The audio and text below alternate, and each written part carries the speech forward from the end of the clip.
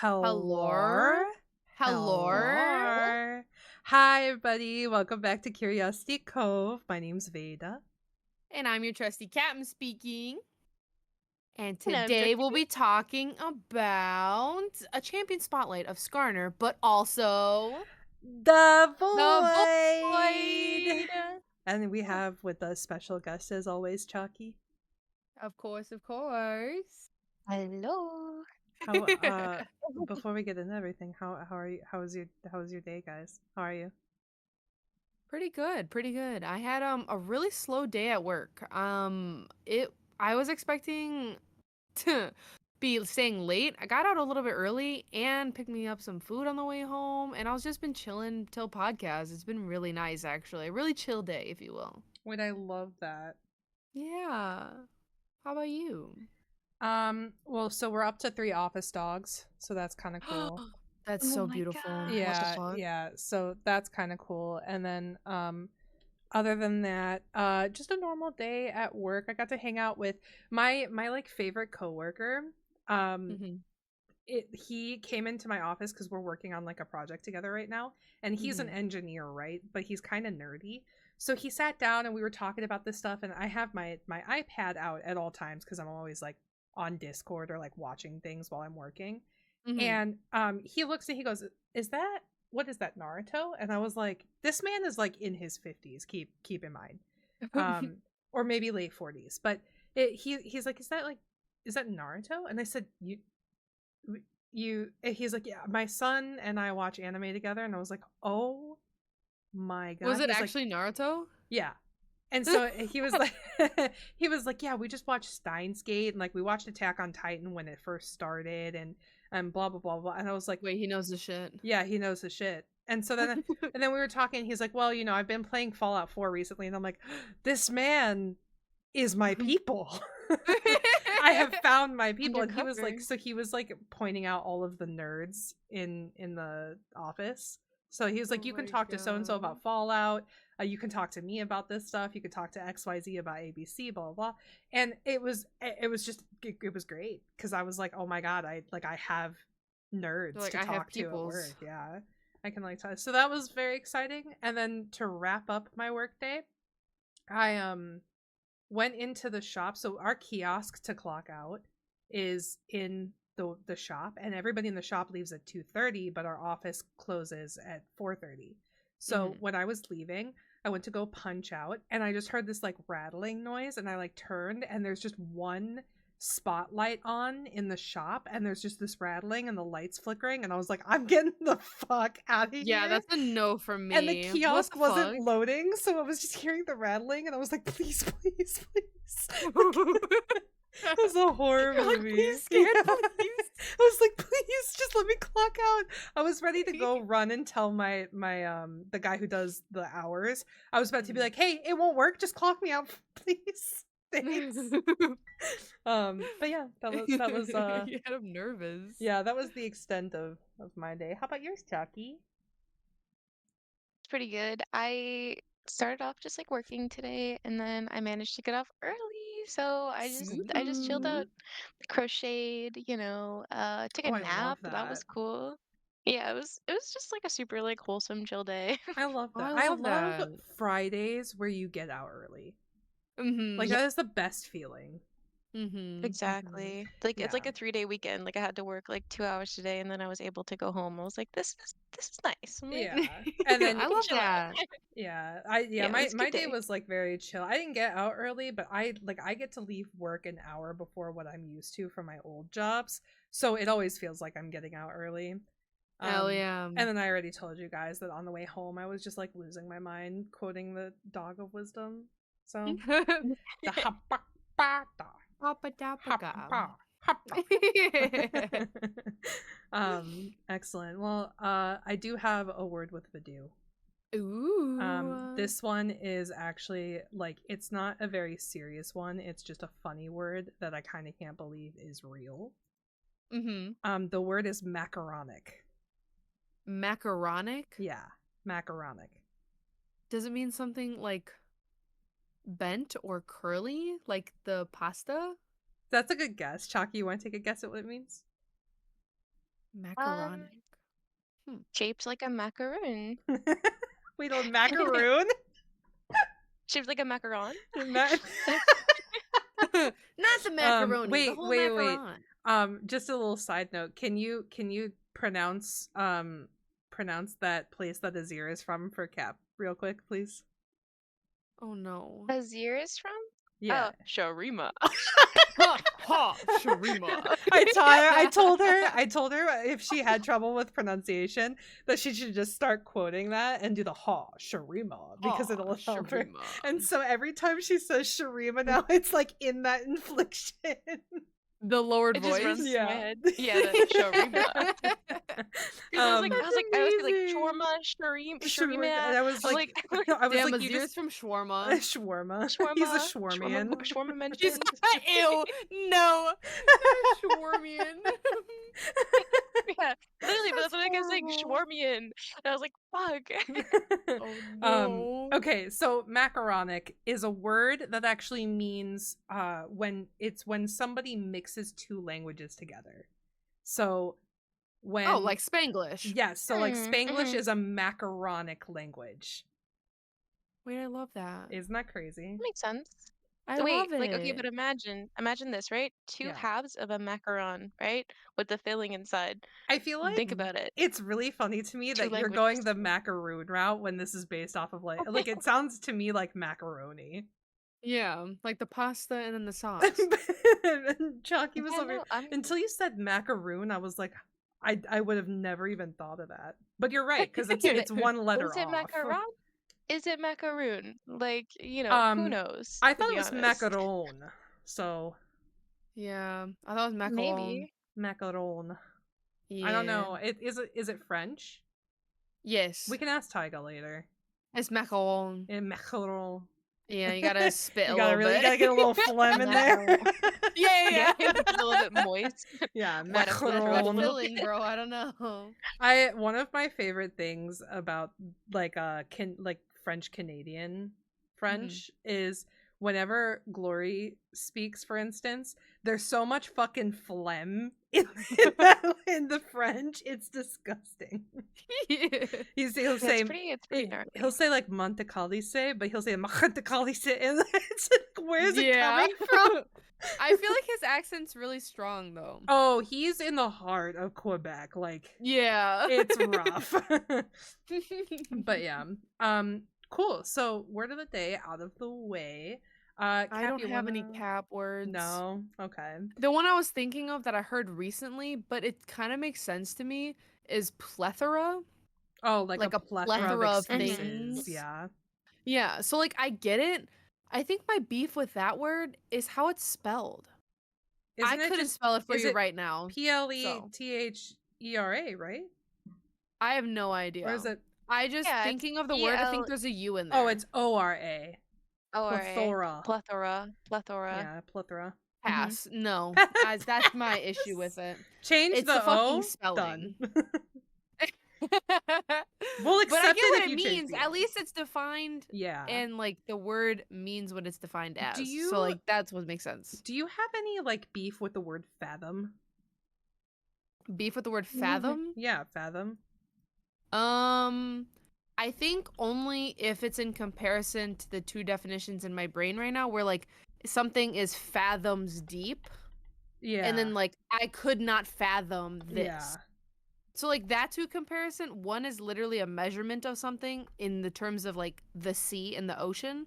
And the other one is like something is so astronomical you just cannot even. Mm-hmm. So like spatially they make sense, but when they're like put against each other with those two definitions, it doesn't make sense. Would it help if I told you? Did you say phantom? No, fathom should be spelled like phantom, where it's like PH. Yeah. I think there. So it's funny. That would trip me up. It's funny that you mentioned because somebody, I don't remember who it was. Somebody was trying to spell fathom, and I wasn't paying attention. So they Googled like fathom with a PH, and like a pharmaceutical company came up or something, and they were like, "Well, that's not right. Is fathom a pharmaceutical word?" And I was like, "What the fuck are you talking about?" Um, Not looking up, that would make a lot more sense. yeah, Being like, wait, yeah. what? But yeah, would it help if I told you that you could kind of relate them by saying, like, when you try to fathom something, it's trying to deeply understand just how fathom is a deep measurement? Yeah, but visually, like how I Oh. picture it in my brain, like to fathom something, like in your mind, makes it seem like, you know, those memes where it's like the more of the word changes, it changes to where it's like this guy, like the astrology like guy, where like the brain keeps getting bigger and like he grows a couple hands and he's like, it just gets more in depth. Like it makes it seem Mhm. like astronomical astral wise, Yeah. if you're trying to fathom it mentally, but, like, Yeah. when I think of fathom the depths of the sea, I literally picture it going down in the ocean. You know what? So visually, it doesn't make Yeah, I sense. get what you mean.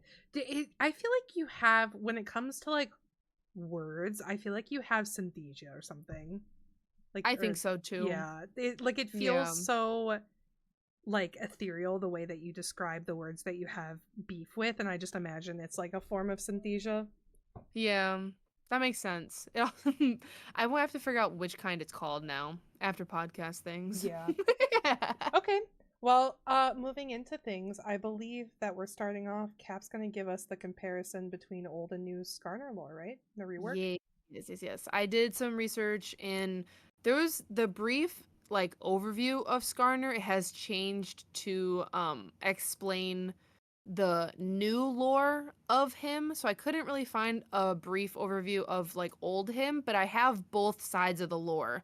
And personally, before I break them down, I like old lore better. I think old Really? lore makes Skarner seem more cool in a way and more just, but the new one seems like makes him seem to be like a pussy. It's gross, but I'll get into Interesting. it. Yeah, lay it on us. So, a brief breakdown of the new lore before I explain the two is basically Skarner is this ancient colossal Brackern is the term of like his race. So kind of like Bracken from Lethal Company, just put an R in there somewhere. So basically, he is a revered colossal being from Ixtal as one of the founding members of the ruling caste called the Yuntal. So he was devoted to keeping that nation safe from the rest of the world because the Yuntal, sorry, not the Yuntal, the Ixtal is very close to Shurima. And so basically, there was some beef when Shurima was falling and like into collapse and like the Ascendant were taking on, as we spoke about in the Darkin lore. If you guys haven't, go check that out.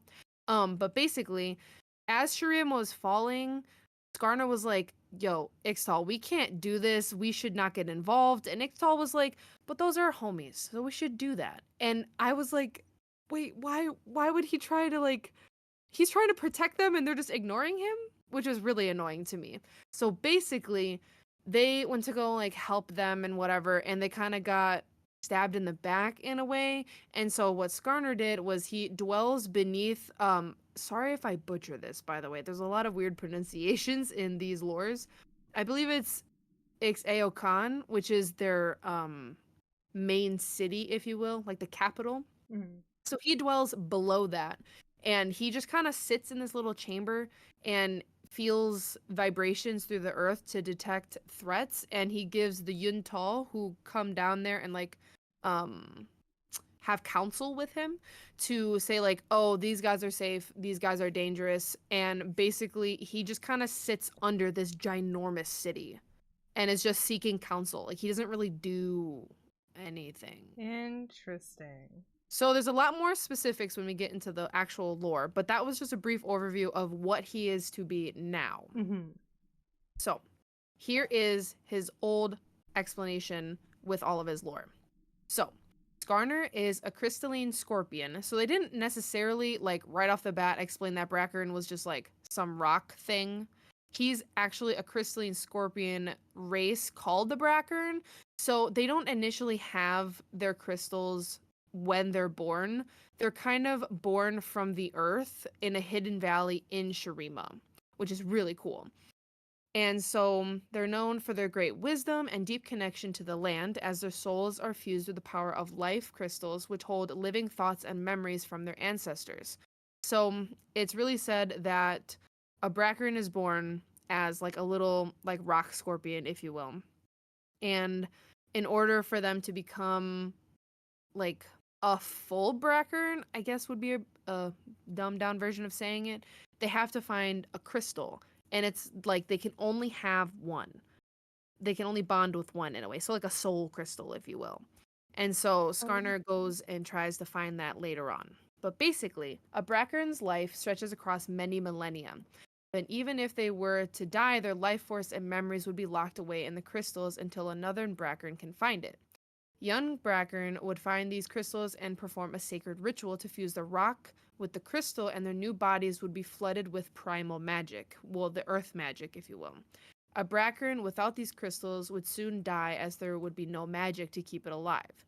So it seems as though there's like X amount of time for them to find said crystals before they just like slowly wither away. So a young Skarner spent many years looking for his own crystal and would dig in a very methodological form and intricate spirals. So you know how like when he uses his new ability, I forget which one it is, his W, where he gets to run through walls. So he has a spiral pattern in that as well. So I thought that was really cool that they took that from the old lore. He had almost given up when something tugged at his mind as he began burrowing. He dug ever so close to the world's core, where he found his very own crystal, its voice whispering in the back of his mind. This crystal was larger than he had ever seen before. There was a soft glow inside that seemed to pulse when he touched it, and the surface seemed to be scratched in multiple places, showing how old the crystal was. Garner began to perform his own ritual, burying himself underground next to the Earth's core for weeks on end. And at this point, his body started to atrophy and slowly wither away. So he was kind of nervous, like, oh God, am I performing this right? Is this crystal even mine? Like, I get like it's whispering to me, but like this feels weird. But the voice in the crystal calmed him and calmed his mind as they slowly began to merge. The memories of the old crystal flooded his mind, and the magic hummed throughout his body as he felt the very magic flow into the earth around him. With this newfound ancient crystal, it made Skarner one of the most powerful Brackern of his kind, which meant he was one of the last to also go into hibernation, and I'll get into that as well. So, the Brackern actually had to go into a hibernation period to avoid the untold magic destruction, of the Rune Wars, which I didn't really get into detail of that specifically, but it kind of seemed like that was from around the time of when the Darkin were taking over and like the Yeah. Shurima, all that jazz. So they were what had happened was a lot of magic was kind of spilling all over the place and Right. seeping into the world. And since Brackern are tied to that, at least the earth side of the magic, Mhm. they started to die. The crystals started to die and collapse. Out either the ones that were unfound or the crystals if the other Brackern were underground or at least like tied to it, they slowly started to like die away and like break apart. So then the Brackern themselves would slowly die because their souls are tied to that as well. So a lot of the Brackern, in order to preserve their crystals, they went into a hibernation period and buried themselves underground. Not too far. They didn't say they went down to the core like how Skarner did, but just enough that they could still feel the vibrations of the earth to see if it was going to be safe or not if they were to Mhm. emerge. So Yeah. I a mean, that bunch of makes them. Go ahead. oh, I was gonna say that makes a lot of sense with the magic though, because Hmm. if it's when the Darkin were kind of doing everything, that means you had Yeah. like the magic, the natural magic of Valoran, you had the magic of mages, you had the magic of the void, like Hmm. magic, the blood magic of Darkin. Like there was a lot of shit circulating. But, like, imagine even just, like, the giant sun disk falling Yeah. apart. Like, it Mhm. and since Shurima's so close to Ixtal, I mean, this isn't stating that they were in Ixtal from where the old lore was, Mhm. but if we're keeping it around the same area, that's a lot of magic pooling Yeah. around I mean, and just just seeping into the crystals. and it's all natural magic. Like it's not Mhm. there's no like Like, it's not elemental. magitech or like rune Mhm. magic. It's like elemental Old from the ground, magic. old magic, yeah. Mhm. So, a lot of them had to go underground and do this hibernation thing to try and see when they're gonna be safe to wake back up and resume their life essentially. Mhm. But there wasn't an exact time frame, which I'm really sorry I couldn't get, but there was recent events way past these rune warns that had been over with. There was events that had awoken Skarner from his slumber during a large cataclysmic explosion that shook the ground where this group of Brackern were sleeping. So since Skarner was one of the last to go to sleep because he was so strong from his crystals bonding, he was actually one of the first people to wake up, and he discovered that a band of robbers had made it into his Brackern hibernation area. So a band of robbers had just so happened to find this hibernation area, and they found the dormant creatures, and they kind of tested the water, seeing if a, they would wake up. B, is this crystal even like valuable? Like, should we even steal it? And C, they didn't know if they were just gonna wake up and kill him just randomly. So they came back after checking that the coast was clear and that the crystals were valuable. They came back and started stealing the crystals off of the Brackern flesh. But what I didn't find out is like, why didn't they just wake up? So apparently they had this really like damaging way of taking the crystals off the Brackern, that the Brackern either died almost instantly because the souls were basically ripped out of the body, or they were damaged too much that they were just too weak to do anything in the first place. So these robbers were just stealing crystals left and right. And when these cataclysmic explosions were happening over top, Skarner just so happened to wake up as they were doing another round of stealing. So he would wake up, fight off these attackers. He was really out of it. He didn't really know like where he was, what was going on. He just knew that his people were being hurt and he just needed to do something. So he just started fighting them off, finally got rid of them, and just looked around at the devastation around him. Just his people were just lying on the ground, injured. Some of them couldn't even move to like let him know what happened. They were just too weak to do anything. He even tried to revive a few of them with his earth magic, but they had damaged the crystals way too much. Some would wake up to like meet eyes with him just to pass away. So any single time he tried to revive his people, they would just fall apart in front of him to dust. It was Jesus. just so sad. And Yeah. they didn't say how many, but he tried over and over and over on these other Brackern, Right. and they would just fall apart in front of him. That's so fucking. Imagine watching, like, doing everything you can to save your people and time again, just not Mhm. being able to. Mhm. That hurts. Mhm.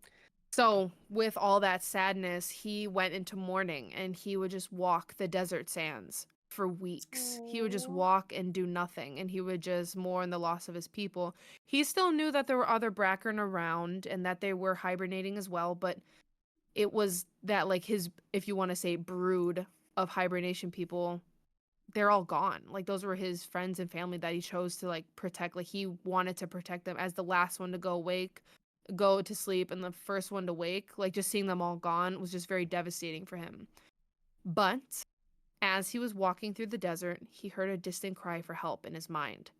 He was torn, either to go save the crystals whom he was hearing, or to protect the still living Brackern that were still buried and in hibernation. So he made sure to cover up the excavation part that the robbers made into his brood. He made sure to cover it up, lock it off with his earth magic, and made sure he knew where the other broods were before he went to go and find these crystals. So the whole backstory of Skarner is not that he went to go hide under some big city and that he was just lying in wait and seeing council. This Skarner was traversing the entire desert looking for these lost crystals. He would go fight off the bandits, save them, and bring them back. Unfortunately, he couldn't bring them back to like literally bring back the Brackern he lost. But at least he could bring them back for that. If another baby Brackern were to be born, he would have the crystals for them if they were like a perfect match. But he would just go out, find them, get the crystals back, bring them back, and keep them in a safe place. Hopefully, for the next Brackern kind or kind to be born again and use those life crystals a different way. And also, it wasn't only like to save the crystals, like the physical form. As we said before, like all the crystals had memories and life choices and past locked inside of them. So even if there wasn't a Brackern baby that could bond with it, that like there were elders who could tap into that magic and look within the crystals themselves. So he was just going out on an adventure and trying to find every single last stone or crystal for these Brackern and for his family. It was That's so sad. insane. Yeah. Yeah.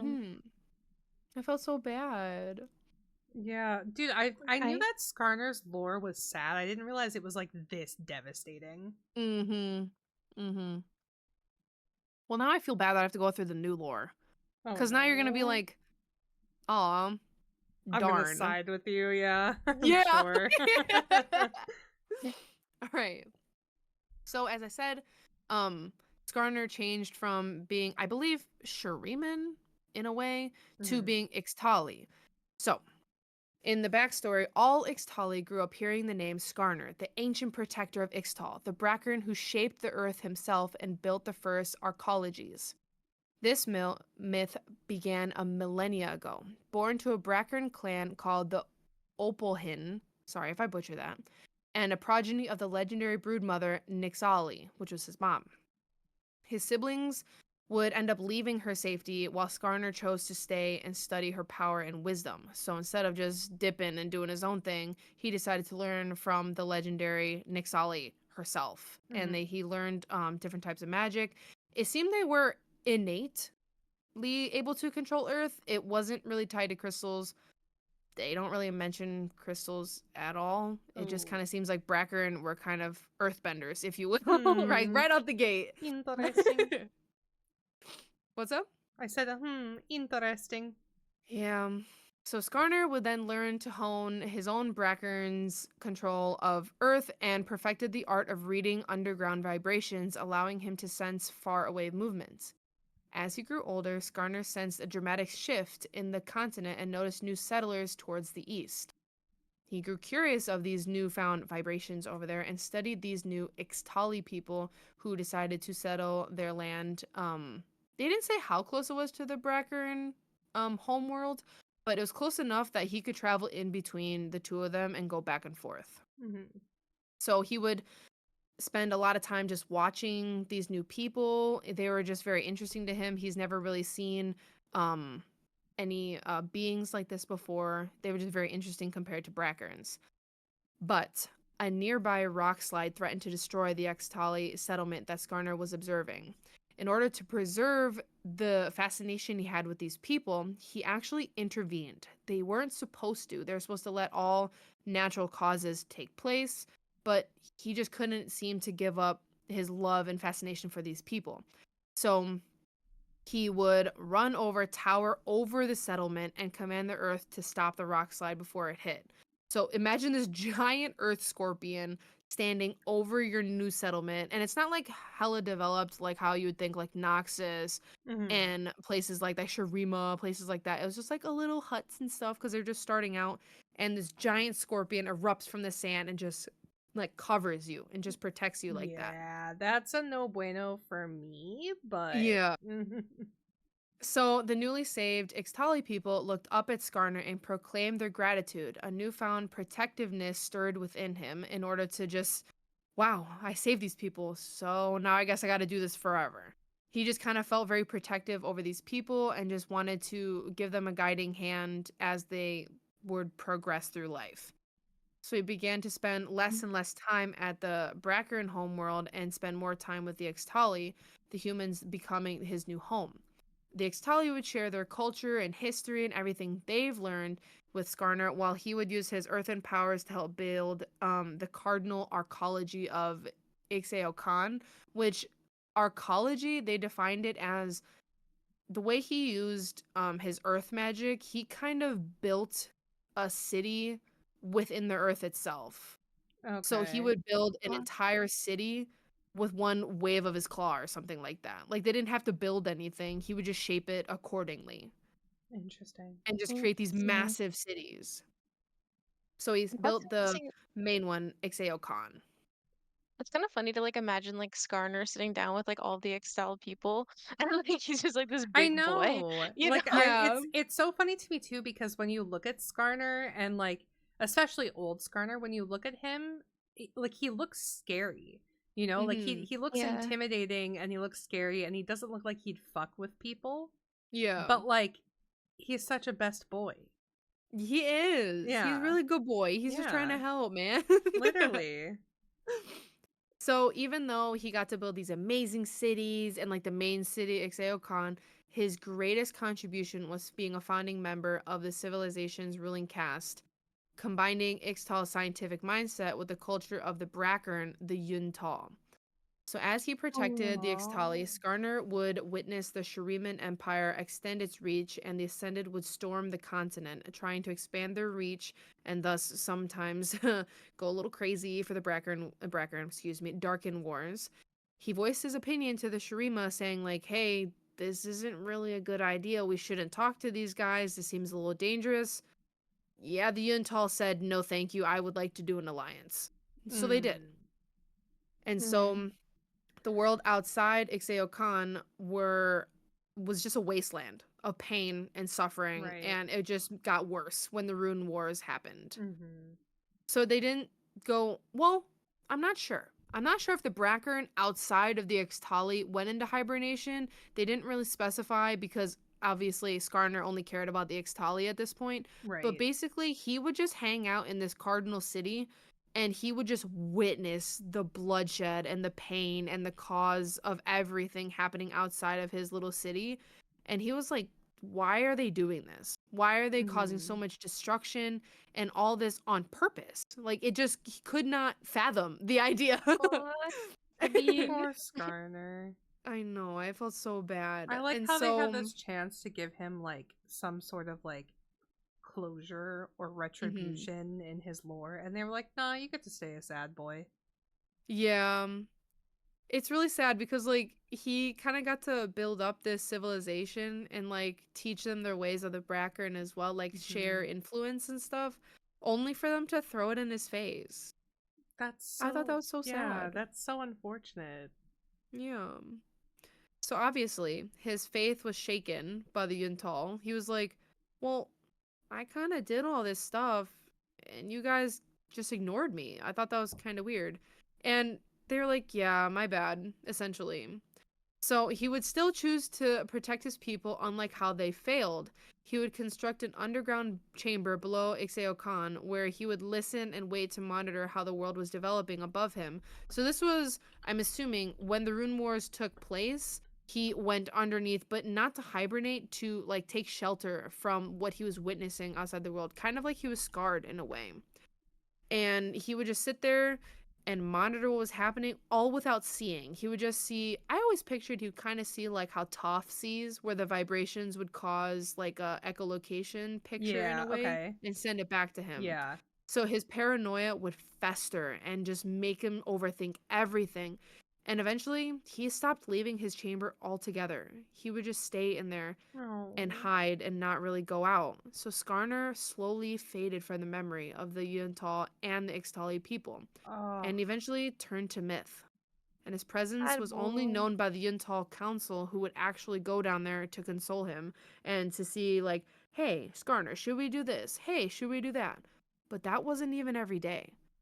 They would only come down when they actually needed him. Oh, dude. Imagine how crazy that would be. People come to see you and still nobody thinks that you exist.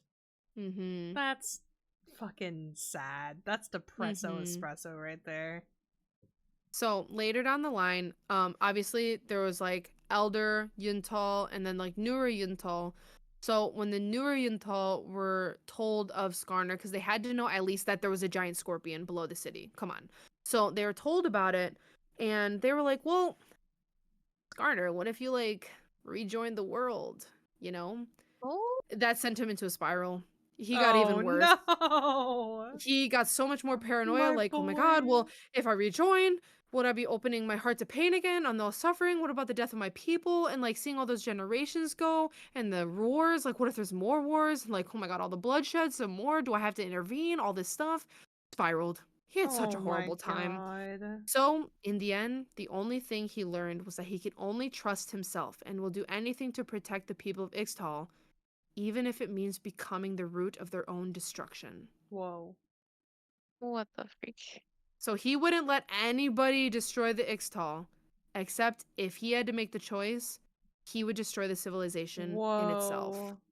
Radical. Like actually radical thinking. Mm-hmm. Like he went a little bonkers Yeah, down in that little chamber.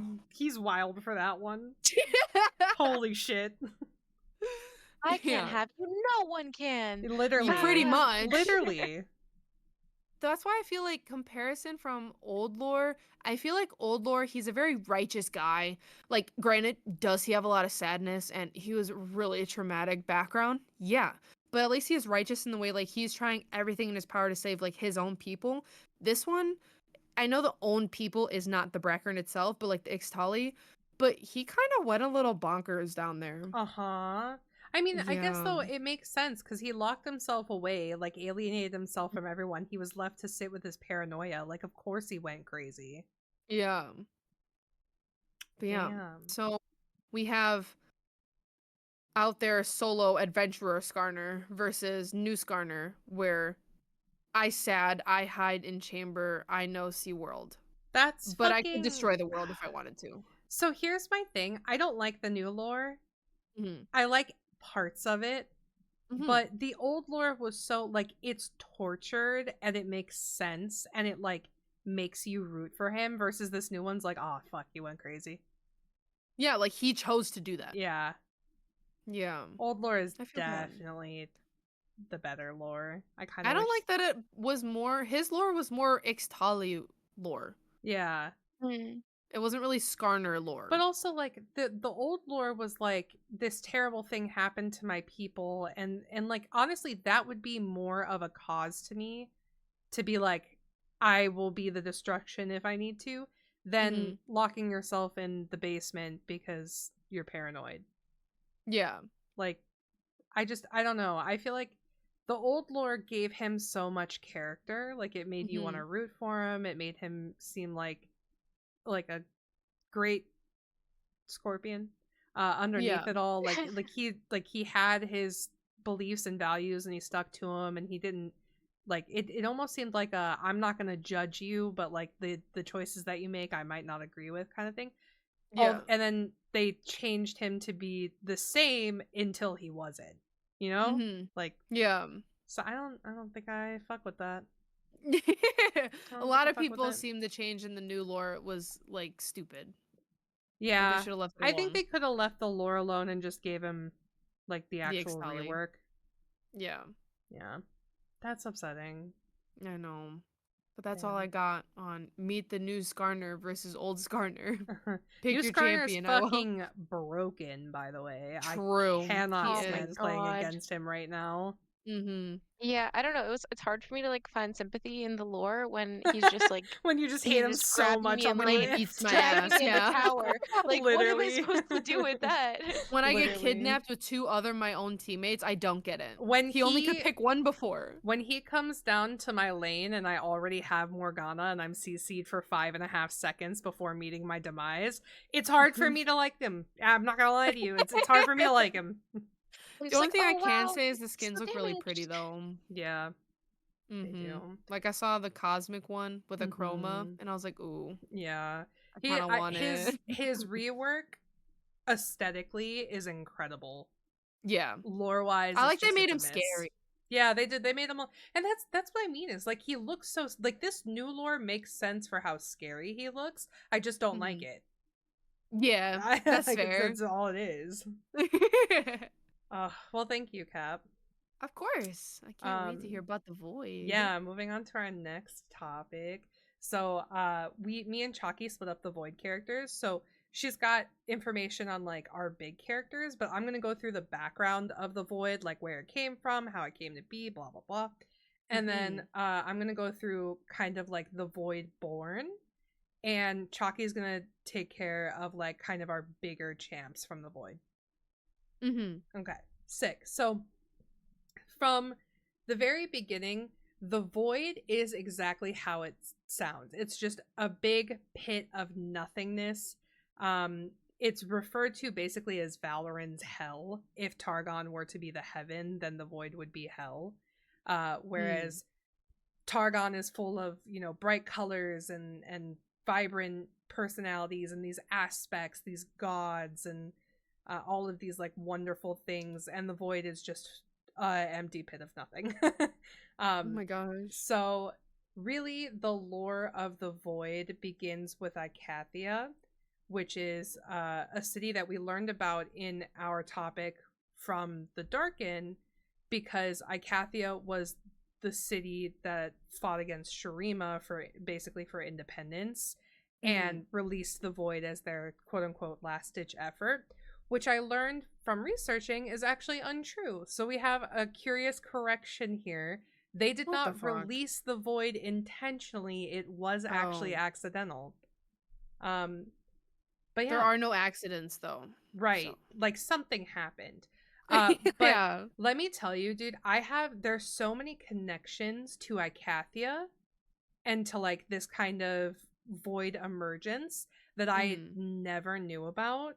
So when researching, I was like, there were so many moments where I was like, oh shit, that's crazy. But starting from the very beginning, the void essentially existed and everything was kind of suspended in this state of like inactivity, right? Until essentially existence itself, like as Valoran continued to exist, the void kind of started to wake up.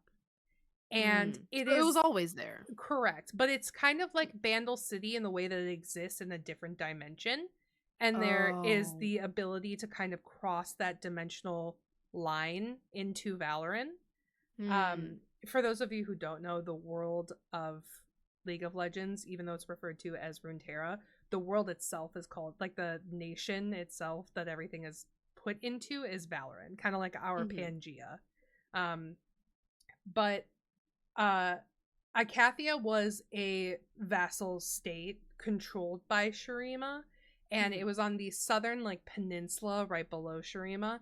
Essentially, for like 1,000 years, the people of Icathia were enslaved to the Empire of the Sun Disk, and they didn't really like that. They wanted their city. Fair. They wanted to break free of the chains of Shurima. They wanted to stop the subjugation that they were under. So they decided maybe we fight back. And Shurima kind of got this, word of mouth that Icathia was going to try to fight for independence. So that's what led to our last topic of the Ascendant marching to the doors of Icathia. Partially because they wanted to expand their kingdom, so they wanted to take Icathia as an actual part of Shurima, and partially because they knew that if they didn't step up, Icathia eventually would. The fight was long and brutal, just as we know from our previous discussion, and essentially during the final days of Icathia, there was a noble like warrior tribe called the Kohari that had basically kind of been weeded out by Shuriman soldiers, and they kind of rebuilt the last of their troops into this new Kohari army and decided that they were going to essentially take back the city. So on one hand, you had Shurimans who were just massacring people of Icathia, and then on the other side, you had these Kohari warriors who were just any trace of Shurima, instant death. It didn't matter if it was a soldier, if it was an ascendant, if it was a traitor, if it was like a peddler. They killed everyone that they could from Shurima. And it was a really huge bloodbath, essentially, which I believe Azir was there during the time that this next part happens. But there was a last stand where the Shurimans were essentially marching towards this like city center, right? So it was like the last stand of defense from Icathia. And sorry, I just looked at our chat and saw Shurima. But this last stand, there were a whole bunch of mages, and with their combined power, they were able to hold off the Shuriman army. So the Icathians were looking pretty good. I mean, it was definitely not going to be a win, but they could mitigate as much loss as possible by at least evening the board, right? Like, you took most of our people, we're going to take most of yours. Like, that was what they were essentially going for. They were succeeding. And what happened was the ground started to crack open below them, and there was this huge blast as these traceries of like pearlescent purple kind of started to emit from the cracks in the ground. A big blast happened, and it threw everybody, both the Sun Emperor's army as well as the Icathian mages. They were all kind of thrown every which direction. When this happened, the sky instantly started to form a dark purple color, and it was almost like this haunting twilight had overtaken the skies above Icathia, and the void was essentially unleashed.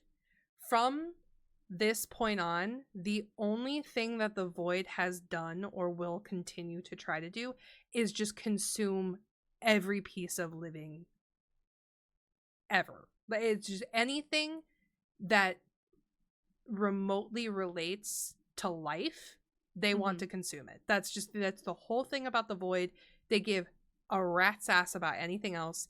They just have this insatiable hunger, and they need to like devour everything in existence in order to fill that hunger. So essentially they're just trying to make the outside look like the inside. They're void, so everything else needs to be void.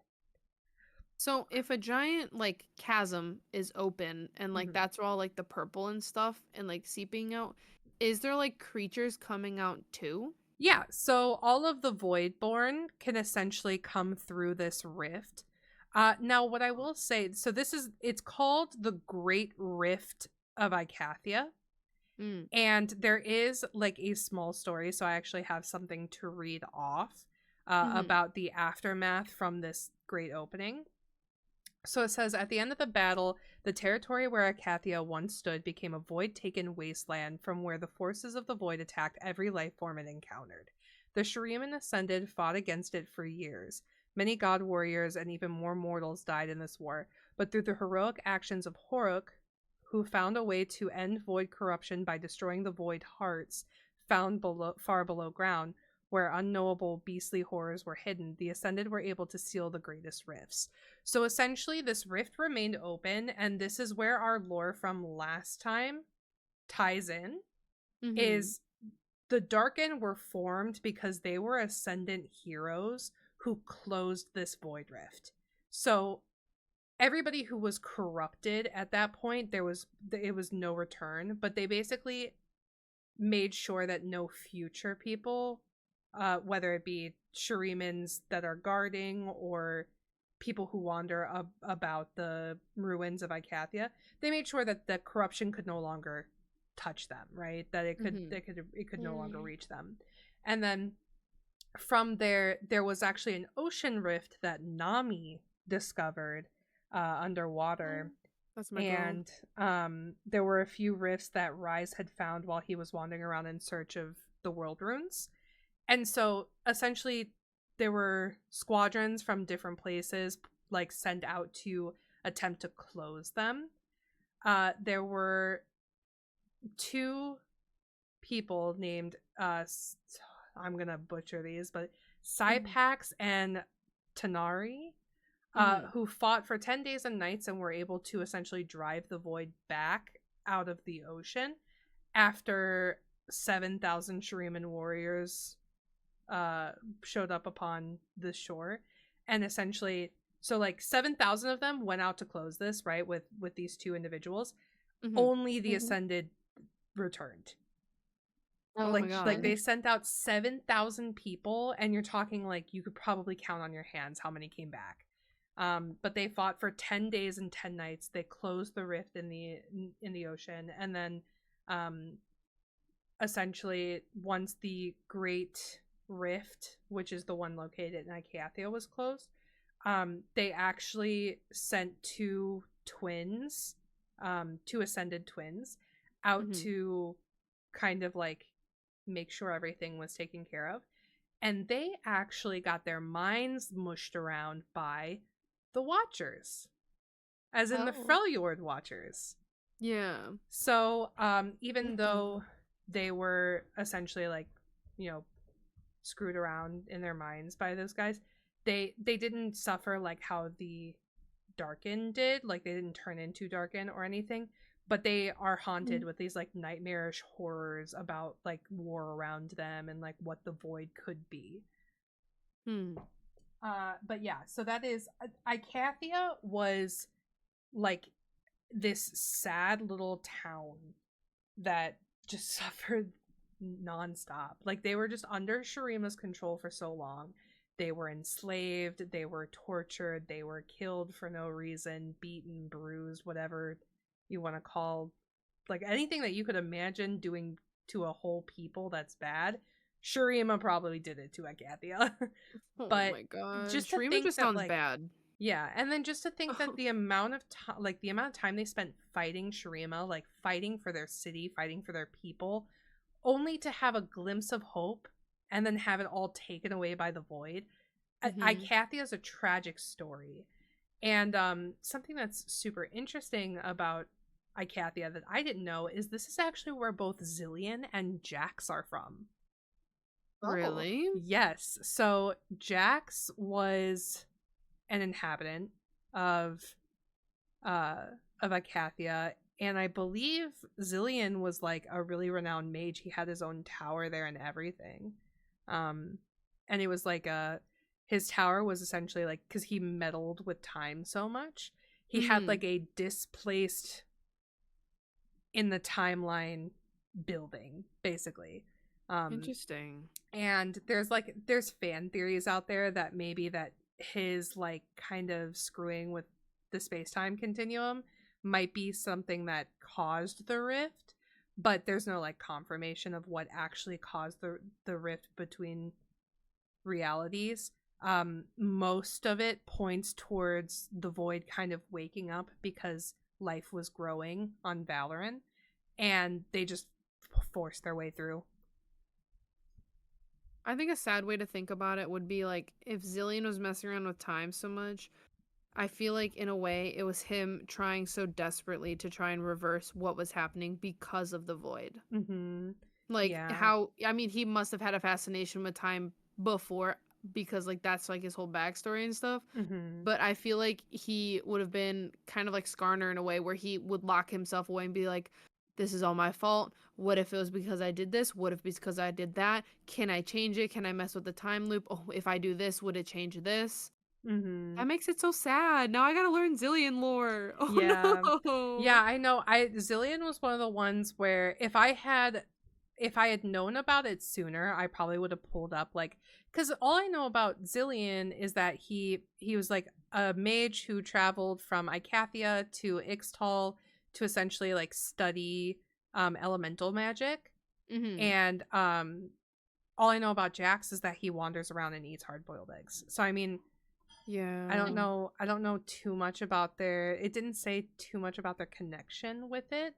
Mm-hmm. Just that Jax and Zillion are both like originally from Icathia, and I know that Jax, after the Void rupture, he decided to continue to wander around all of Runeterra.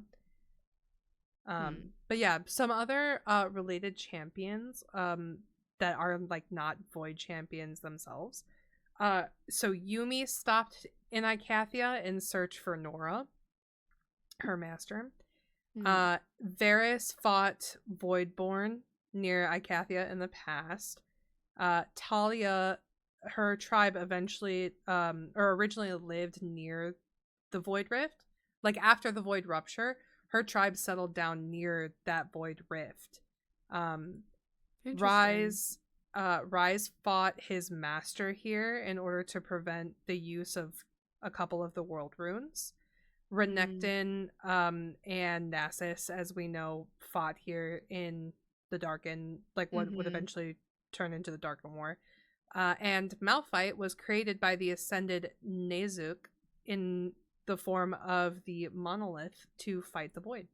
So he was That's actually, cool. yeah, his whole thing was that he was created to fight the Void. Picturing him as a monolith, like, just gives shape to how big Malphite must be. Yeah, for real. That's insane. Mm-hmm. And then following all of this, I have a little bit of lore about some of the champions. Ooh. So starting out with our boy Cho'Gath. So Cho'Gath is a Voidborn, and essentially is the epitome of the Void's desire to consume all living matter. he That makes sense. Yes. He's kind of biologically advanced, right? So when he devours his prey, it essentially breaks down the prey in his body and then uses the, I guess, like life essence to make him grow. So that's why Cho'Gath gets bigger, is because his biological advancement takes living matter and basically uses it as a way to, like, you know, beef him up. He's kind of like the Hulk, Yeah, but like eating people. yeah, but with eating people for sure. He's like a cat that just doesn't stop eating. Ki-chonk.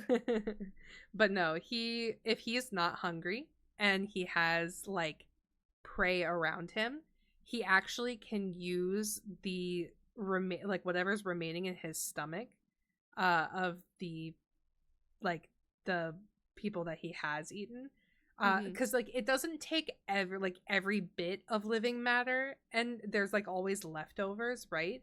So he actually, when he like vomits or like when he regurgitates and he does his like his, I mean, it's his E ability, but I don't know what it's actually called. No, the spikes. Oh. So what he's doing is he's taking the remaining matter from his previous meals and he's like regurgitating it in the form of like spines. Oh my god. Like sharp, razor sharp spines, basically. And he essentially does that to skewer future prey so that he can just like keep it around for later. Ew. Ew. Yeah. And that's his whole Snack. deal. There's nothing else. There's no other thought in brain besides eat and get big. Jesus Christ. Yeah. He actually is a monster. That's Literally. insane. And also I love him. I love playing Cho'Gath. Okay. Next one up is Rek'Sai. She's got super short lore. So basically she's a Voidborn and she is queen of a species known as Xersai. Xersai are essentially burrowers, Voidborn burrowers.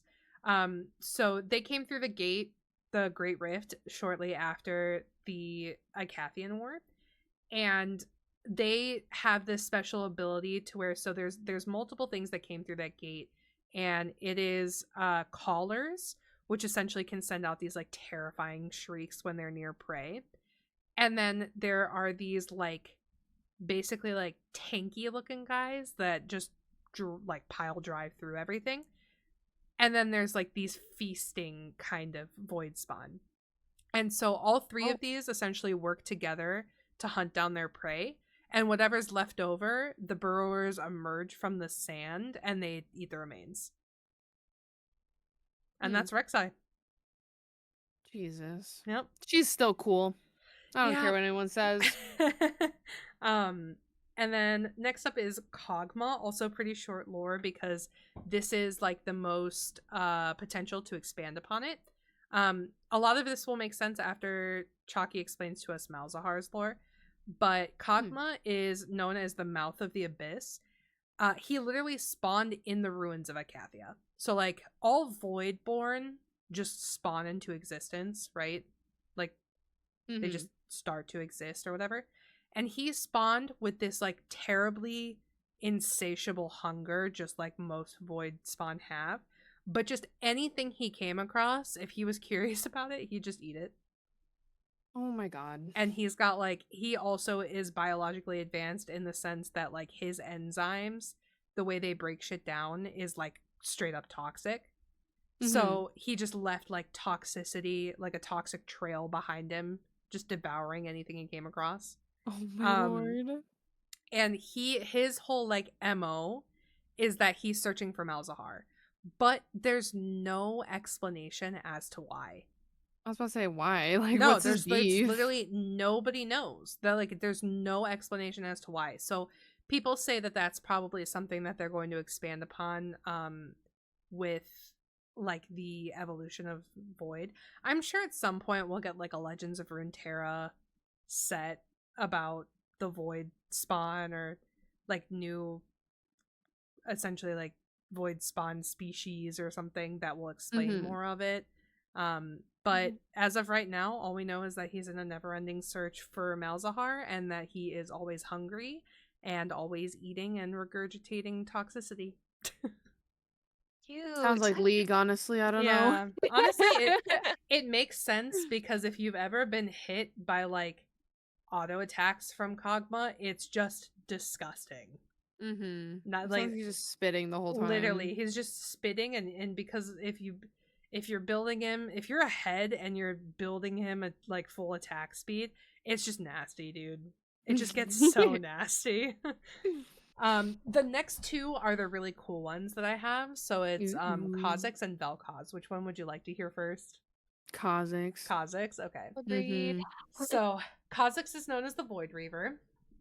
He was born in the depths of the void, and he got super bored with how weak everyone was, right? So he decided, let me bust on up to this Valoran place and see what's happening up there. So he essentially went on this hunt across all of Valoran, and he was just looking for like what Valoran's apex predator was, so that he could defeat it. While he was on this journey, Rengar jumped on him. And so out of the bush, with his super stealth, terrifying fucking brute force, he jumped on Kha'Zix, and for the first time in his life, Kha'Zix suffered a wound, and it excited him. That's why they have beef / they're lovers. Literally. So it literally, the lore explains it as like he had finally found someone worthy of fighting. Like he had found a rival, like a true rival. Okay. And so they fought like all day and all night. Both of them came super close to death like several times. And then eventually they were just like, nah, fuck this. And they both walked away. Because they were like, this is a stalemate. Neither of us are winning. We're walking away. And from that point on, he has this like insatiable desire to defeat Rengar.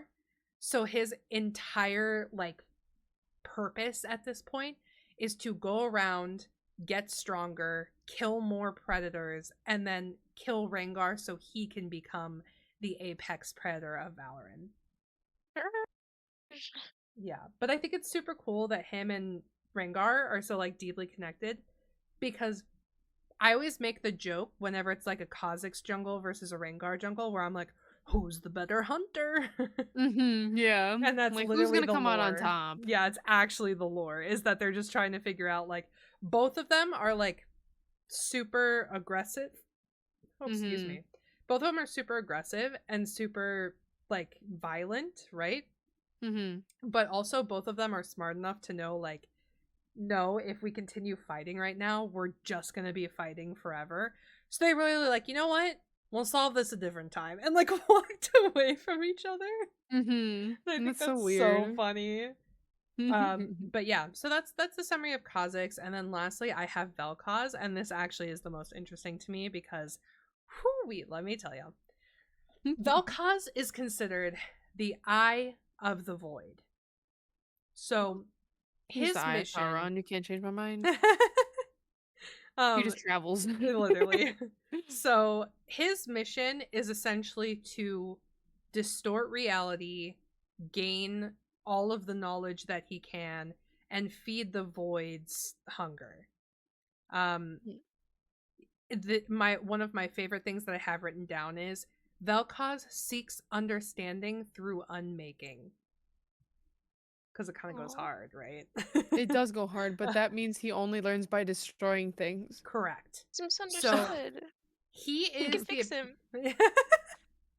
He is the epitome of I take things apart so I can see how they work. Oh my god. Yeah. And he's so messed up. He was created by none other than the Watchers. Of course, why not make some freaky eyeball thing that breaks stuff? Yeah. Why not? So, do you remember way back when we were talking about the Freljord in the regional lore, and how there is a giant eye below the ice? Yeah, below the Aram map? Yep. Is that his eyeball? It's Vel'Koz. How Oh, big is this motherfucker? Vel'Koz is huge, actually. He's a Oh giant my eyeball, god. and he doesn't stay like the size that you see him on the rift. Technically, Yeah. is not his true size Yeah. because he can essentially like he becomes larger or smaller depending on what he needs to do. Like his whole thing is, Oh, I okay. need to get information, so I'ma just do whatever I have to do to get information. And he's like gross and slippery, slimy, like shapeshifty almost. It's like he's real fucking gnarly. But yeah, he essentially is the Watcher's creation. And I mean, it makes sense because, like, the Watchers, what are they going to create? Obviously, an eyeball. Um, Yeah. but yeah, I guess essentially, like, the theory is that the eyeball below the ice on the Howling Abyss is, like, not the only one. That he's kind of got Oh. this, like, hive mind of eyes everywhere. Mm-hmm. And that he's kind of just, like, this all knowing void creature, which is like insane to me because like honestly Vel'Koz is one of the creepiest looking champs to me. And so like this I kind just of don't do eyeballs. yeah. um yeah, and so this one is kind of like I now think that he's a little cooler, but I still am like a little freaked out by him. Mm-hmm. Yeah. But yeah, so those are all the Void born. In order to get more information on those who maybe have been corrupted, not in the same way that the Darken have, but just corrupted by the Void in general, we can hand it over to Chucky. All right, Chalky, lay it on okay. us. All right. So we're gonna start off with Cassidon. Because Caston I think is pretty cool. Like he started off his life as kind of a lowly outcast. He walked through the harsh sands of the Great Sigh, and he would like accompany merchant caravans to draw predators away from the valuable goods. So he kind of served as bait for these caravans. Professional bait. Yes, A master baiter, if you master will. Baiter, of baiter. course, of course. And then, so throughout all these journeys of like serving as bait, he actually became kind of a guide because he learned the desert, like the back of his hand, Yeah. doing all this. Mm-hmm. So he would guide these Shariman people, and he became like fondly and well known in the back alleys and the markets of Belzun. Okay, Belzun. Mm-hmm. Okay. And he spent many years exploring the ancient ruins of his homeland, making his employers exceedingly wealthy. But also, on one of the expeditions, he found a wifey rather than treasure. Ayo. Oh. So, the best treasure, some may say. True. um, so, him and his newborn daughter and his wife settled in a small village in the rocky canyons to the south. He was on the road often. His work sometimes required him to accompany particularly valuable relics to faraway points. But no matter where his travels took him, he would always return with exciting tales from the world beyond for his wife Aww. and his daughter. That's One cute. day, yeah, he's just a family He's just a guy, dad, man. He's Yeah, just a he's just a dad. dad. Dad, Cassidy like, the dad guy. What? but Aww. on one day when he was journeying home from Piltover, Caston and his fellow carabiners were watering their beasts when they encountered like a bunch of survivors stumbling out of the desert, and the survivors like spoke of a big disaster that swallowed all of their homes, and it was as if the underworld had opened up to devour them, and they barely escaped with their lives. Oh So they were my. just like, oh, yeah. So they just saw all these like survivors.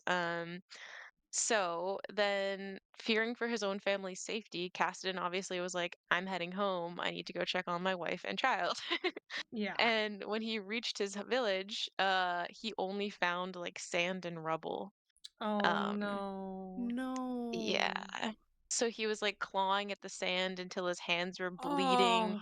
Oh. And he was like, yeah, he was just screaming his wife and daughter's name, but no answer. Like nobody was answering. Um, and then like a few days Oh. later, Cassidy's companions that were like with him, they caught up, but he was just a broken shell of a man weeping beneath like the sun, like No. burnt, like yeah, just yeah, Oh, terrible. Cassidy. Yeah, he lost his family and then so they ended up dragging him back to Zarima. but Caston wouldn't go any further, and he tried to drown in grief for years, and he was reduced to little more than a vagrant until word reached town of the prophet. Oh, So the whispers of the unspeakable horrors that dwelt beneath the earth and the sacrifices made in their name, it chilled Cassidon. Like he was like, "This is disgusting. Like the things that people are doing in the name of this prophet." right. Um, the void. Let's see here. So it had been the entire death of the village and countless others, and he was just like, "This is terrible that everybody is worshiping and acting in the name of this prophet." And like, he swore that he would avenge his wife and daughter by destroying the void construct in search of the self-proclaimed prophet Malhazar. So he wanted to destroy Malhazar and everything void related. I mean, Mhm. valid. Yeah, Yeah, I'm I glad at mean, least he finds like purpose, you know? Yeah. yeah, he took his pain and tried to channel it into vengeance. Yeah, well, not the best So course of action, but it definitely is Some would say one. Batman, It but is definitely one of the some may. choices of all time. Mhm. So he got armed up with the arcane and historic weapons. I know you mentioned historic weapons earlier, but I don't really know how to pronounce it. Mhm. Um, so he got like powered up with like Zon ingenuity, blessed by the Ionian spirit healers. Like he got like absolutely kitted up. Um, like like he got full kitted up. Right. And yeah, and then everybody was like, he's mad, like we're never gonna see you again, but he would just bid them farewell, and he said that he would face the void alone. Wow. So he stole the infamous Nether Blade of Horok, the sword that had slain 1,000 deceivers in the latter days of the Empire. And he could feel the cold pull of oblivion in its edge, but no longer had regard for his own mortality. So he had nothing Wow. left to lose. He was just like, I'm going in there.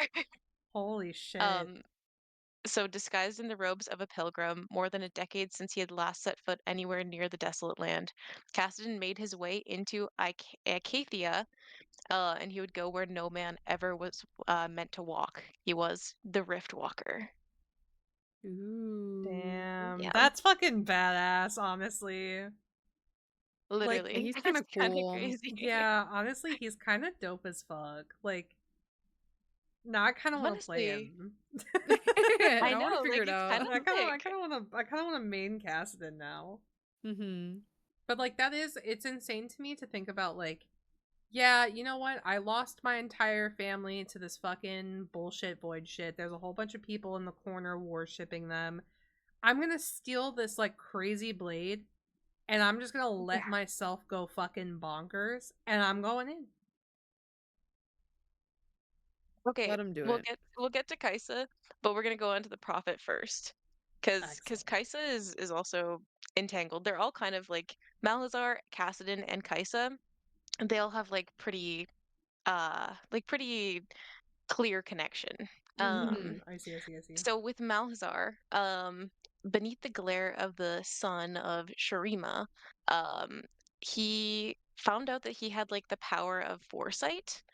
Hmm. Um, so he was the only son of like these trinket peddlers, so he would never really grew up with anything. Um, but when he realized that he had this gift, he was like really young and he was alone on the streets, and he would like get coins and scraps of bread for reading people's fortunes. Hmm. Oh. And then his fortunes proved to be like more and more accurate, and his reputation grew. And he used his second sight to predict like who somebody may marry or where throwing daggers would land. But soon the patrons who came to him were like really rich, and they had like jeweled slippers, and they were giving him more and more. So Hmm. he could never see his own destiny, but he could see other people's. Interesting. So he was like disillusioned by his success. He witnessed those who were unhappy in their life acting out in spiteful violence against one another. And he was like, he saw clearly that people were bound up in a never ending cycle of pain. And after seeing everybody's future and where everybody was going, he just felt like a sense of emptiness, and he Mm, relinquished all of his moral possessions and left Amakara for good, which is where he grew up. Oh, damn. jeez. Got that sad. Oh, Jesus. He said, I ain't feeling it no more. Peace out. He And he he just just fucking left. dipped. the hope he lost hope where he just could see everybody's future, Damn. you know? Like Yeah. imagine being able to see like what the future is that's around you where it's like, okay, I see everybody here has nothing good ahead of them, you know? And you just lose hope. Mm-hmm. So he roamed the land for years, and he ended up to the ruins of old Shurima. He distanced himself from others and he was alone with his thoughts finally. And he divined not just how callous people were, but how corrupt the world might become. So he was like really just thinking about how terrible the world is going to be. Um, and that it was, and he became like having these feverish visions, and the world like whispered of war and strife and endless suffering. So all he could hear in his own thoughts were just suffering. Sheesh. That's a rough life to live. Kind of sucks. And then Yeah. he finally like High key, arrived low at key. Acacia. Hikey, low-key, terrible Awful. life. Yeah. So when he got to Acacia, it was like a really lost city, obviously ravaged by Mm. war, and it just like a really old war. And he gazed upon the depths of a ragged abyss. So, and he opened his unsteady mind, desperate for an understanding, and the void answered. So he Yeah. was just sitting there. Please give me something. Like I feel so hopeless. And the void was like, here, I got you. Here's some Like, corruption. Enjoy it. literally. Um, and that would have been the end of the tale, but somehow Malhazar endured it. And what lay below the darkness brushed his soul, and for an instant, he finally like had energy saturate his mind, and he was like, "Oh my God, I'm having like an epiphany. Like this is Hmm. crazy. I see the future." Jesus. So then he left Icathia, but he was no longer just a man. He had seen the abyss, and to end all suffering, he had realized that the future was hidden in the vision. Like this whole time, like he was wondering what his future was. But he was to accelerate the world into inevitable oblivion. So he was like his vision was to like, yes, he saw all this pain and suffering, but he was gonna accelerate it. It's Oh like my god. so he was gonna embrace spread the word of holy nothingness, that would embrace the willing and non-believers alike, and he would become the herald of the world's salvation. So, amongst the nomads in the deep desert, he found his first disciples, and he showed off his like void-given powers to rend the earth itself, summoning like these nightmarish creatures. Like he summoned the void, and everybody was like, "Whoa, what the heck?" And then if they dared denied him, he was just like, here's my creatures." Holy shit. uh, so within like a matter of months, the rumors just started to spread, and years later, like the legend spread even more to like the northern parts, and the prophet grew in numbers. Like so, like everybody was worshiping this prophet, and they would make like offerings of livestock to avoid the voidling creatures below. Um, but they were like making these offerings to kind of keep it at bay, but little did they know that actually helped Malhazar in shepherding the coming of the end. Oh, he started a cult. He Oh, did. a whole cult. Mhm. Damn, He that's really did start a cult. insane. Mhm. Yeah. Kind of sick though. Like, Honestly, like a little sick. I mean, like, to be completely devoid of hope, it truthfully it makes sense because like those who found cults are typically individuals who have like lost all sense of purpose and meaning in life. And so they like create their own new purpose, or they get easily influenced by somebody else who basically like coerces them into Mhm. finding like a new purpose. And then that's where you well, get all your crazy shit like, if we kill ourselves, we'll become aliens and move on to the next chapter of our lives. Well, and imagine they're non-believers, right? And Malhazar has this proven gift of being able to tell Yeah. people's future, and they just go up to them and be like, "Your future is doomed. Like, if you don't follow me, this is where you're gonna end up." Right? Yeah. That's a lot of S- power. It is. Yeah, it's a lot of power. Mhm. So now moving on to Kaisa. Yeah. She was just a normal girl, okay? She grew up with loving parents like Cassidon and his wife. And they called the Southern Desert their home. And she would just spend her days, playing with her friends, dreaming, and like, she was just a happy little guy. Once she reached the age of 10, her destiny changed forever. She may have understood like the unusual events that had been began to unfold in her village if she was a little bit older.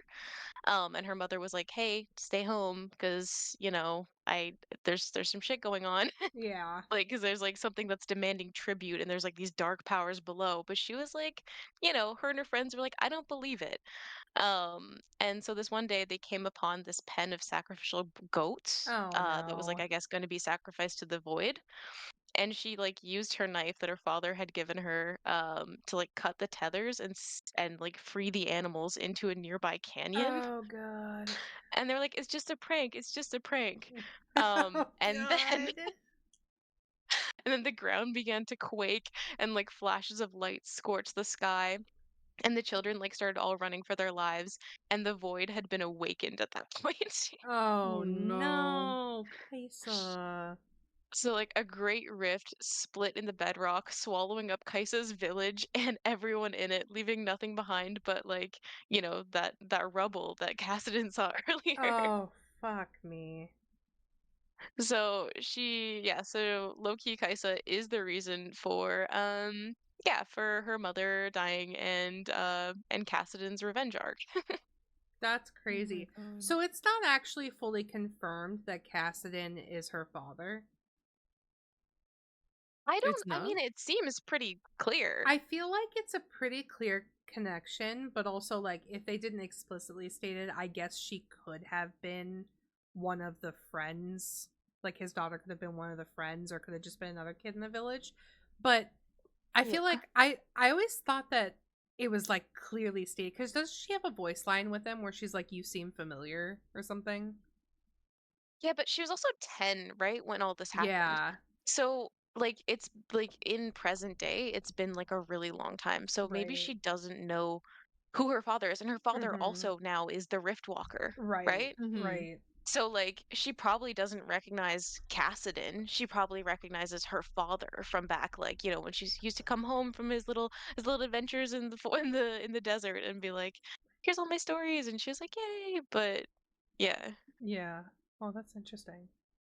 So maybe they just don't know that they're related, but I would say it's pretty clear. Mhm. Um, so like after this void kind of swallowed everything, she regained consciousness and she found herself trapped under the ground. And she was like super afraid, but she could hear faint cries of other survivors, and they called out for each other, kind of repeating each other's names like a roll call. But by day 3, her voice was the only one left. All her friends and family were gone, and she was alone in the darkness. Oh So, no. Jesus. yeah, so she was like, "Oh, other people survived too," but like it didn't last long. Um, so when it all seemed lost, she saw a light and she followed it. She found forms of sustenance on her way down through this long tunnel that she was following.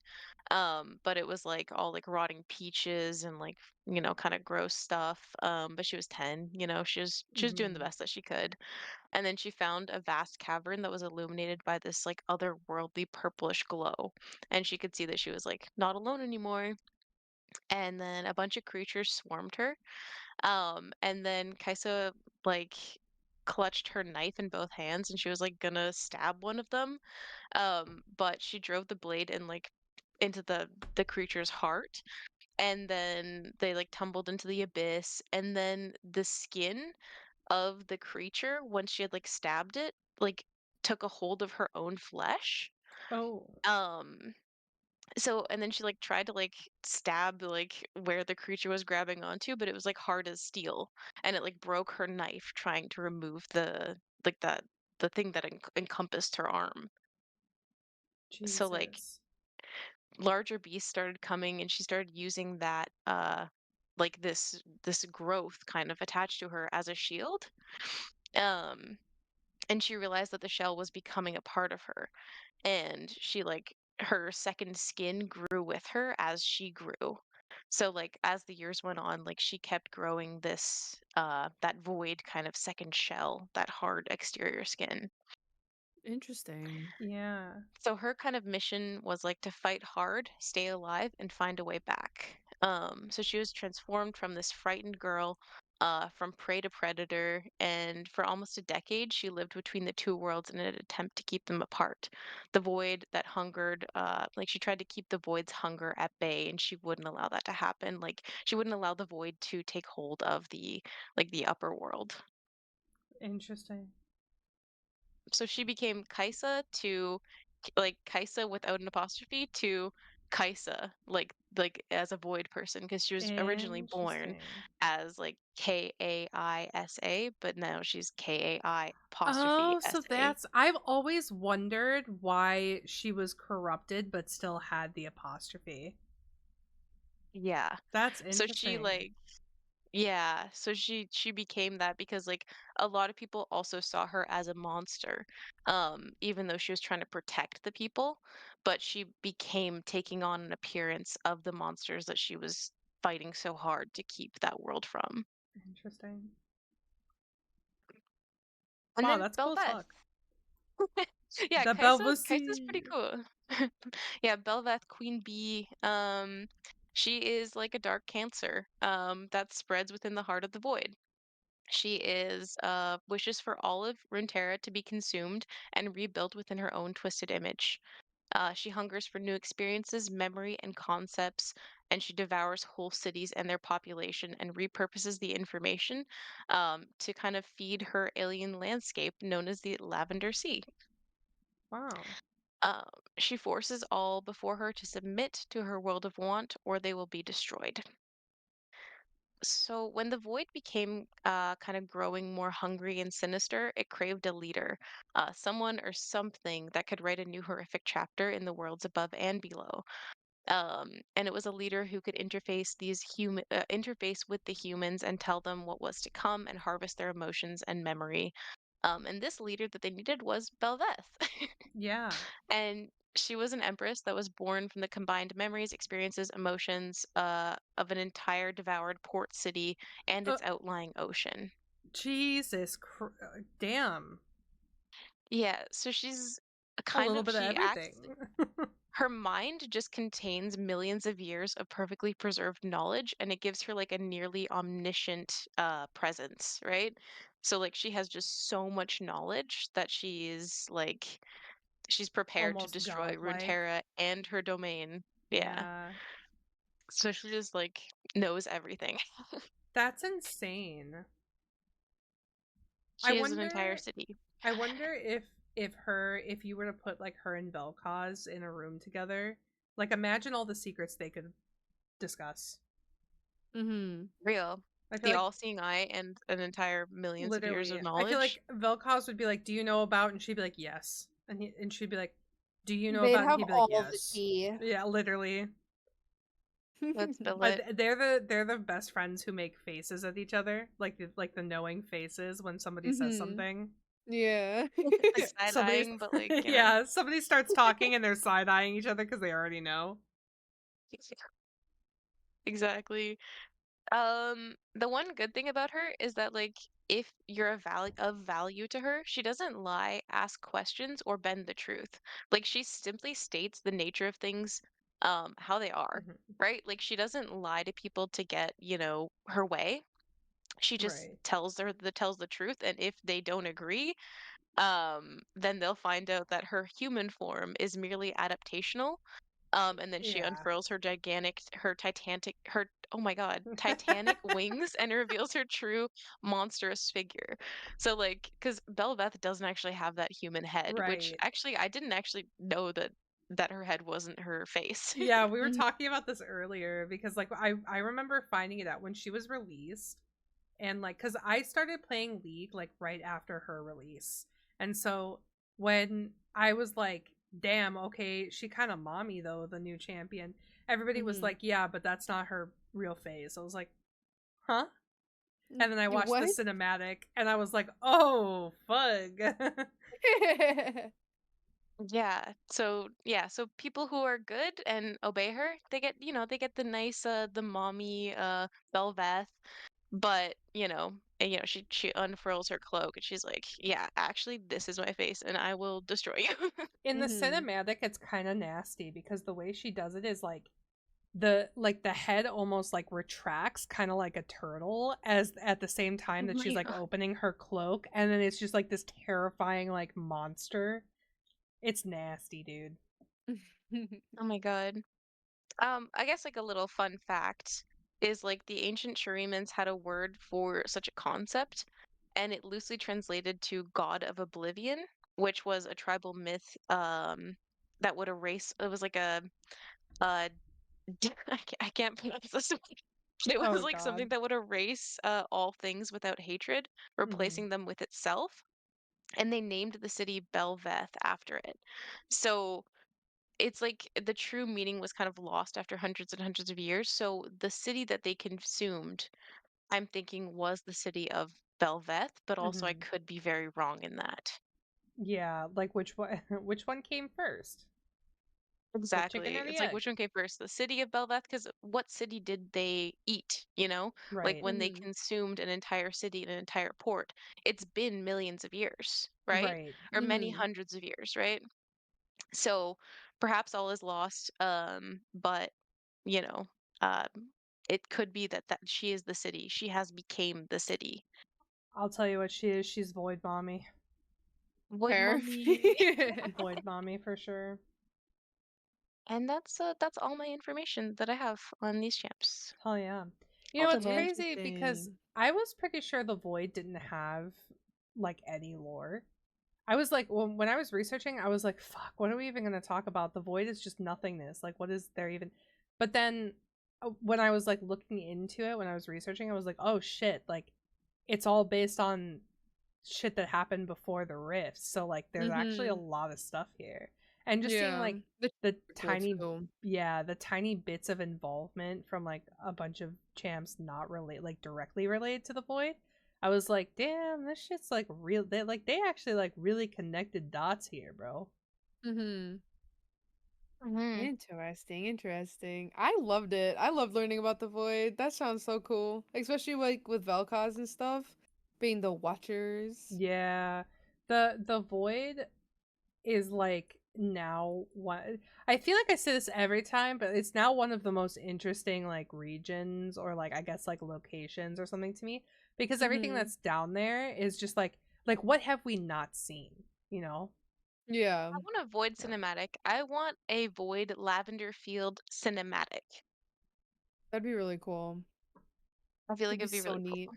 It would Mhm. also be cool to see the void in like a positive light where like yes, what they're doing is kind of like effed up, but also they think that they're doing like Malhazar, for example, Malzahar is under the impression that he's kind of saving everybody, right? Like Yeah. he's that Right. self-proclaimed prophet and he's like, I am helping everybody because I know all of your futures and they don't look too bright, so let's blow shit up, you know? Mhm. Yeah. Literally.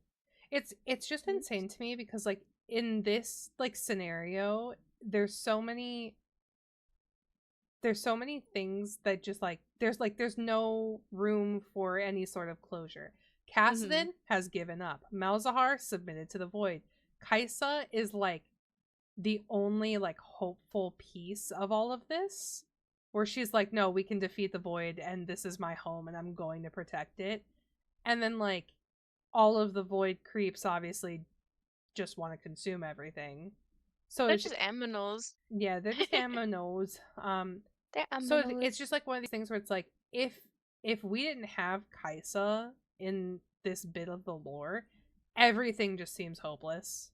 Mhm. Yeah. It's just an oncoming oblivion that like nobody is seeing like because I'm sitting here like what is everybody else doing about this like what are you doing in like Noxus, Ionia, Demacia, like y'all know about this Or like, Yeah, y'all are just gonna fight each other instead of yeah, letting like y'all are literal all hell break at loose. war and shit, and literally Oblivion is like marching to your doorstep right now. Y'all are just straight It's like, chilling. wow, your problems seem a little bit silly now, don't they? Yeah, the end is nigh, and you're straight chilling. Exactly. Well, yeah. I think that just about takes care of our Our little day. topics for Mhm. today, yeah. Yeah. I loved Yeah. it. Yeah, I'm really happy with all of the lore from the void that we were able to find, and it was really Mhm. interesting hearing. I didn't look up a single thing about Skarner's rework just because I was excited to hear like the comparison between the two. Um Mhm. but yeah, super, I think that was a really solid episode. I enjoyed the Heck lore yeah. here. Yeah, it was a good one. Yeah. Well, it's a great Yeah. one.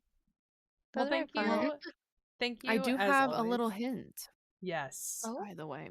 for next week. So, I don't know if you guys have ever, looked up to the sky, maybe seeing something written in the stars, maybe, seeing Mm. maybe a special guest bear by chance. Mm. But You we can know, talk about that later. yeah. Remember, Coveys, keep it Keep real, it real, but but keep but it stay keep it curious. curious. curious. Goodbye.